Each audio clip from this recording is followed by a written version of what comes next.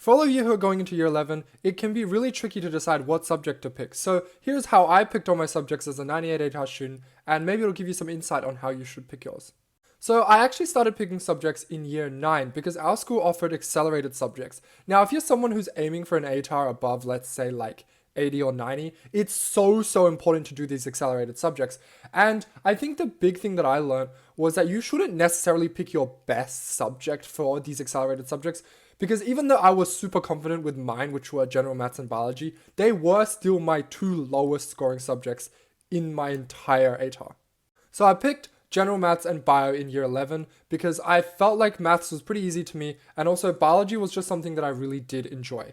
And then in year 12, I had chemistry, English, math methods, and special maths, along with French, which I dropped later on. So for all of you guys who are much more math-centric, picking special methods is a no-brainer because spec actually really well sets you up for methods. And at that point, I basically didn't have to study for methods because everything that I was gonna learn in methods, I would do in spec. So if you're someone who does methods, you will notice that the people that do spec in your class have it significantly easier.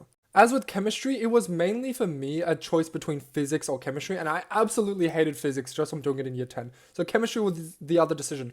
But honestly, chemistry was really difficult, and if you're not someone who's really comfortable with doing a lot of sciences or need it to get into any science course, I wouldn't recommend it. It's really content heavy, and it was one of my lower scoring subjects. Finally, a funny story about French actually. I've been doing French basically since year 1. And I just thought like, okay, I might as well just keep going on. It's like sunk cost fallacy. I've already done it for so long. But in midway through year 12, I was like, no, I can't take this. I actually hate this.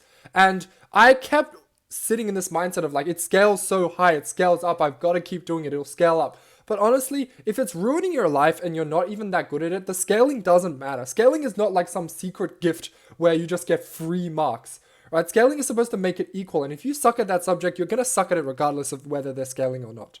Finally, I've built something on freeforvce.com. If you head down and click ATAR calculator, now I've got a little section called what subjects should I pick, and this is perfect for year 10 students who can't decide or are struggling to decide what subjects they should pick for VCE.